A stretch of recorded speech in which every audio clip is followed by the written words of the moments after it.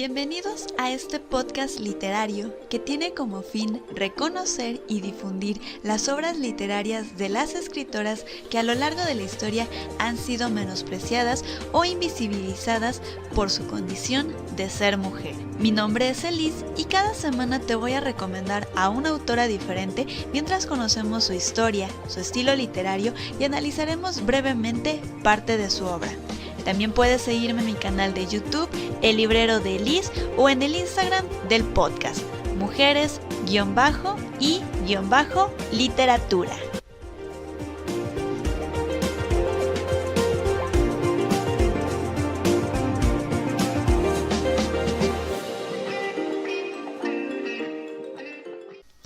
Estoy muy contenta de poder estar con ustedes en el primer episodio oficial del podcast. Recibí muchos comentarios positivos respecto al episodio de presentación, vamos a llamarlo así, lo cual me motiva mucho a seguir trabajando con este proyecto y así poderles traer todo este contenido que tiene como propósito difundir las obras literarias escritas por las mujeres. Antes de comenzar a hablar de la primera autora que hoy les traigo, aunque creo que ya todos saben a quién me estoy refiriendo porque pues ya está anunciado en la imagen de presentación del episodio de esta semana.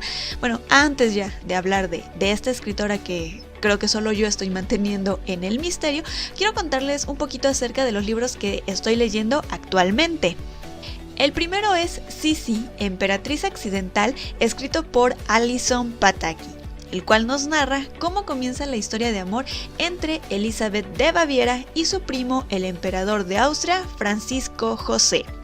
Le quise dar una oportunidad a este libro porque en sí la historia de estos dos personajes me parece sacada de alguna ficción de amor, pero lo que ellos vivieron pues sí pasó realmente, o sea, el cómo se enamoraron y cómo se dio todo este amor entre ellos dos. Obviamente pues la escritora se da licencias creativas para darle sentido a varias situaciones o meter diálogos en los personajes para darle mayor sentido a las situaciones que están ocurriendo. Pero hasta donde yo he leído, sigue muy bien la línea de los eventos que ocurrieron alrededor de ellos dos. Toma obviamente elementos históricos de lo que estaba ocurriendo en ese momento, pero se centra mucho en el personaje de Sisi y cómo cambia su vida de pues ser una chica normal a ser la emperatriz. Su vida ya al ser emperatriz pues fue muy trágica y muy difícil realmente, pero creo que eso se aborda en un segundo libro que por supuesto voy a leer en su momento. Mi segunda lectura es La amortajada de la escritora chilena María Luisa Bombal. Decidí leer este libro porque las chicas de Poesía de Morras dicen que en realidad ella podría ser considerada como una precursora del realismo mágico, debido a que esta novela tiene muchos elementos de esa índole. Sin embargo, no se le da el crédito necesario y es una autora poco mencionada, incluso para los que nos dedicamos a la literatura. Realmente yo no la estudié cuando estaba en mi carrera, sino que la mencionaban así como aparte, pero en ninguna de mis clases profundizamos en su obra.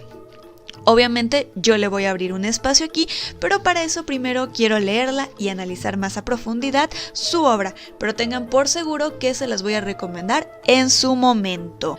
Por último, recuerden que también tengo un canal de YouTube llamado El Librero de Elise y esta semana subí un nuevo video que, aunque no tiene nada que ver con literatura, tiene que ver con otras de mis pasiones, que es todo lo relacionado con la papelería. Así que vayan a verlo, denle like y se suscriban por si es que aún no lo han hecho. Ahora sí, es momento de hablar de la escritora de la semana, de quien por cierto seguiré hablando en el Instagram del podcast, para que me vayan a seguir ahí también. Hoy tendremos a una de las figuras más emblemáticas de la literatura mexicana del siglo XX y es Rosario Castellanos. ¡Yay! Pues espero que se hayan emocionado conmigo por eso y no sea yo la única que está así como súper contenta por eso. Hay muchísimo que decir de ella, ya que, comienzo, fue escritora, de dramaturgia, poesía, cuento y ensayo. Fue periodista, diplomática, promotora cultural, docente y símbolo feminista no solo en México, sino también en Latinoamérica. Pero para comprender mejor lo que fue su obra, es bueno ahondar primero en su vida. Me voy a enfocar únicamente ahorita a hablar de su biografía como tal, no me voy a meter en su obra y ya posteriormente hablaremos de eso. Rosario Castellanos nació el 25 de mayo de 1925 en la Ciudad de México, pero desde muy pequeña se mudó a Comitán, Chiapas, junto con toda su familia.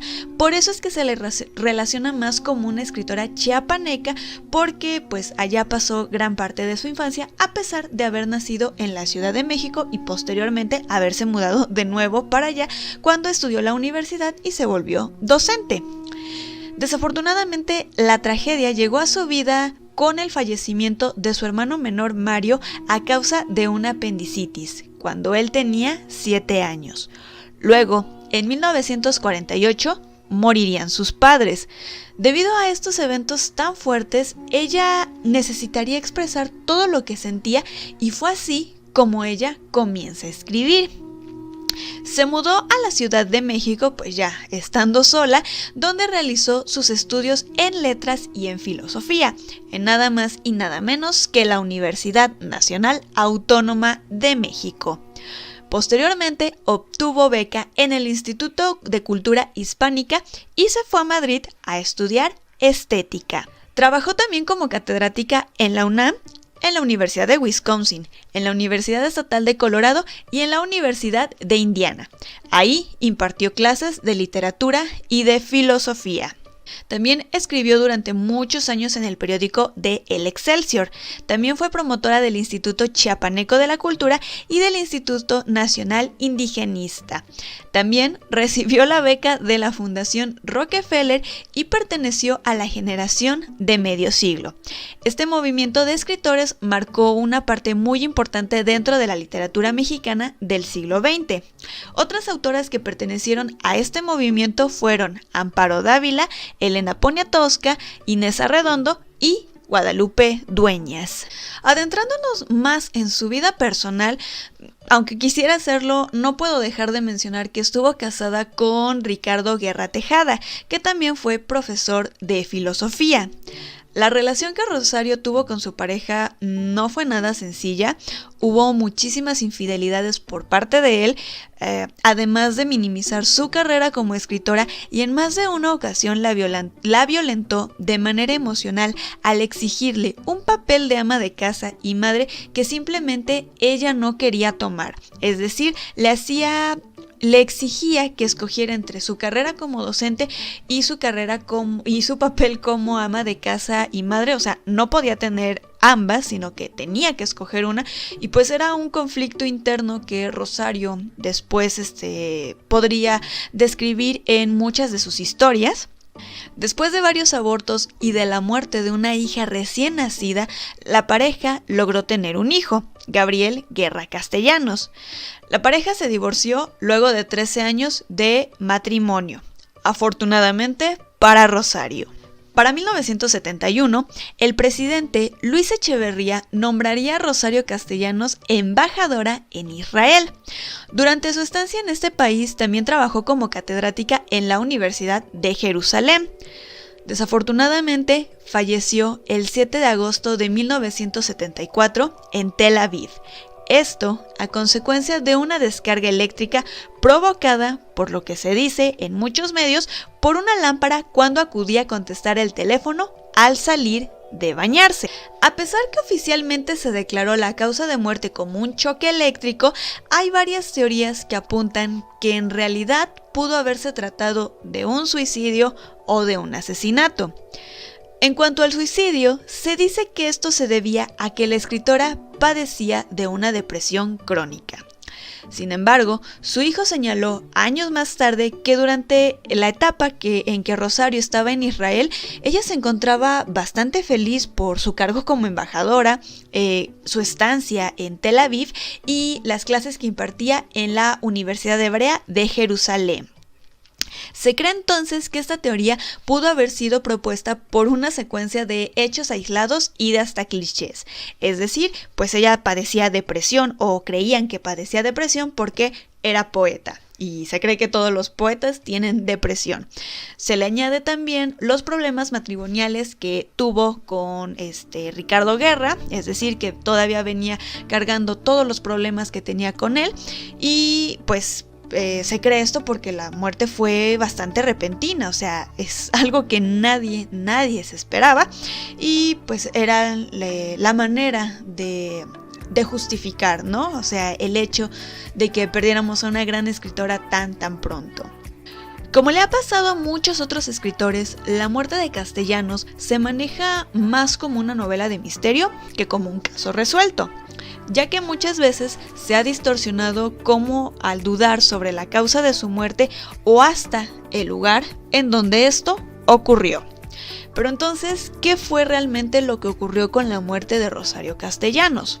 La mejor versión acerca de lo ocurrido nos la da un alumno de la poeta, el doctor y escritor Samuel Gordon, quien en un homenaje a la chiapaneca relata exactamente cómo fue que en verdad ocurrió la muerte de Rosario Castellanos. Él dice que ese día habló con ella y le comunicó que no lo podría ver porque iría a recoger unas mesas de bronce repujado que había encargado desde Siria. Pero 2 horas y media después, el chofer de la escritora le llamó para comunicarle que ella había sufrido un accidente. Al llegar a la residencia ya la habían trasladado al hospital, donde lamentablemente fue declarada muerta. Entonces fue cuando el chofer le contó que después de haber ido por las mesas, ella desciende del auto, descalza y empapada de sudor porque ya se moría por poder colocarlas. Intentando hacer un espacio para poner una de estas mesas, decide quitar una lámpara que le estorbaba, pero que estaba mal aislada, por lo que al tocarla recibió un fuerte choque eléctrico. Y en palabras de Gordon, dice lo siguiente: el chofer estacionaba el carro en la cochera en reversa. Tardó varios minutos en ingresar a la residencia con las mesas para recibir instrucciones. Al entrar, se encontró con la terrible escena. A duras penas, con el pie logró desconectar el cable. Inevitable, ridículo, increíble. Por eso niego siempre tantas absurdas conjeturas. Entonces, ¿cuál es la conclusión a todo esto? Es gracias a esta narración que podemos darnos cuenta que la muerte de Rosario Castellanos no está envuelta en ningún misterio, ni en ningún complot, ni en ningún crimen que se quisiera cometer en contra de ella. Simplemente fue un accidente aleatorio que desafortunadamente le puede suceder a cualquiera. Y como dice Tanya Huntington, tal vez es lo que nos parece más inconcebible y por eso buscamos otras teorías. Lo que sí es un hecho, una realidad y para nada una ficción es el gran legado que dejó esta gran escritora con las historias y los poemas que hasta la fecha siguen siendo vigentes por los temas que aborda y que en un momento vamos a tratar. Para definir a toda la obra de Rosario Castellanos tan solo necesitamos de 2 palabras: mujer e indígena. Ambos temas habían sido tratados por otros escritores, pero de manera muy sesgada o superficial, mientras que Rosario buscó darle voz a los grupos que no la tenían y que eran considerados inferiores. No olvidemos que estamos hablando de la época de los años 50. A pesar de que ella engloba mucho feminismo en sus obras de ficción, tanto como en sus ensayos, jamás quiso que se le categorizara a sus obras como parte de, porque al tratar también temas relacionados con los indígenas, no quería entonces que su obra fuera encasillada en una sola etiqueta. Por lo mismo, tampoco quiso que se le considerara como una escritora indigenista. Para ahondar más en la obra de Rosario Castellanos, quiero enfocarme en 4 obras esenciales para describir a su narrativa. El número 1 es la novela Balún Canán, que es una historia autobiográfica que narra los enfrentamientos entre terratenientes e indígenas, que fueron eventos que ella logró presenciar cuando era niña y vivía en Chiapas. Y a pesar de que no se puede hablar como de una trilogía como tal, porque no hay una como secuencia como en otras historias, sí podemos añadir lo que es Oficio de Tinieblas de 1962 y Rito de Iniciación como continuaciones de alguna manera a Balún Canán. Lo que caracteriza a estas tres novelas es precisamente el tema del indigenismo. Luego tenemos Álbum de Familia, que es un libro que se compone de 4 relatos, del cual quiero destacar mi favorito, Lección de Cocina, en el que uno de los temas principales tiene que ver con el rol de esposa y madre en una sociedad mexicana de los años 50 y 60. Veremos a una mujer recién casada que se cuestiona acerca de todos los secretos culinarios que se supone ella ya debe de conocer porque ya está casada. Mediante un monólogo, esta mujer se cuestiona toda la labor que como esposa ahora se espera de ella, y cómo más que un matrimonio, muchas veces el marido se vuelve una especie de patrón o de jefe al que ella debe atender, pero por el que no se recibe ningún tipo de pago. Esta parte me recuerda mucho al Segundo Sexo de Simone de Beauvoir, cuando habla cómo la mujer pasa de ser propiedad del padre a ser propiedad del esposo. Y es así como lo veo en este monólogo, en el que ella pues deja su hogar para poder ser ya esposa, pero en realidad no es una pareja, sino es como su segundo dueño al que ella le debe servir. Es importante señalar la temática de este cuento por la época en que fue publicado. Rosario ya cuestiona la experiencia del trabajo doméstico y de cuidados, y por lo cual no se recibe ningún tipo de remuneración. Vaya, creo que ni siquiera un gracias. Estos cuestionamientos hoy día son parte importante de todo aquello también por lo que el feminismo está luchando. Por ello, no debemos dejar de mencionar cómo la narrativa de Rosario rompe con el androcentrismo literario que invisibiliza la experiencia de las mujeres en la narrativa. Siguiendo con la línea del feminismo, vamos a tener Eterno Femenino, obra de teatro que hace una crítica respecto a la feminidad. Mediante su protagonista, Lupita, habla de la opresión que viven las mujeres debido a su condición de género, la cual es gradual a causa de su condición de clase. La obra se desarrollará en un salón de belleza, que funciona como lugar de libertad en el que las mujeres pueden expresar sus ideas y sentimientos, así como charlar sin la prohibición de sus padres o maridos. Volvemos a lo mismo que se toca en El Segundo Sexo. Hay temas importantes que quiero destacar. Se desmitifica al matrimonio y a la maternidad como la única vía para el destino de las mujeres. Se denuncia cómo muchas mujeres en realidad viven infelices en sus matrimonios, pero pues no quedó de otra, o sea, era lo único que ellas podían aspirar. O muchas también están viviendo infidelidades por parte de sus esposos, y esto también forma parte de la dominación que existe hacia nosotras.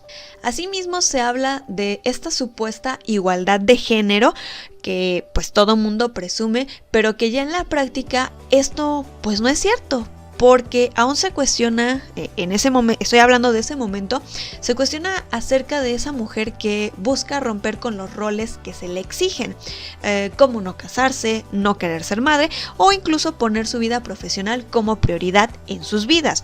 Si un hombre decide no casarse, si un hombre no tiene hijos, o si es adicto al trabajo o tiene metas profesionales, no se le cuestiona tanto como a una mujer. Y es a esto a lo que se refiere Rosario con que pues esta igualdad de género no existe para nada. Desafortunadamente, todo lo que ella critica en esta obra de teatro lo seguimos padeciendo hoy en día, en pleno 2021. No me imagino de verdad los corajes que haría Rosario de ver que tenemos que seguir peleando por lo mismo que ella estaba criticando hace 60 años. O sea, yo creo que Rosario en algún momento a lo mejor se imaginó que para el siglo XXI, para después del 2000, pues ya, o sea, no habría como esta distinción o este cuestionamiento a las mujeres que van en contra o a contracorriente de lo que es ser madre, de lo que es ser esposa, o que se priorizan a ellas y ya no son estos seres maternales y que tienen que salvar a todos. Yo creo que, les juro, se nos vuelve a morir de un coraje de ver que todavía no entiende la sociedad esto. Pero bueno, creo que yo también ya estoy empezando a hacer corajes con esto. Por último, quiero hablar del libro que da título a este episodio, Mujer que sabe latín. Este es un libro de ensayos en el que la autora hace una crítica, como en otras de sus obras, al papel que la mujer debe cumplir en la sociedad y cómo, pese a la igualdad de la que supuestamente ya se hablaba, aún había una desventaja enorme si se trataba de ser mujer. Hace un recuento sobre la educación en México, desde la perspectiva como mujer y cómo incluso al momento en que ella vivía, se cuestionaba el por qué la mujer estudiaba, si al final pues iba a terminar casada. Incluso muchos padres decidían que la hija ya no siguiera estudiando para que el hijo sí pudiera estudiar, para que posteriormente trabajara y mantuviera a su esposa, mientras que la mujer simplemente tenía que esperar a que un hombre se fijara en ella y le pidiera matrimonio.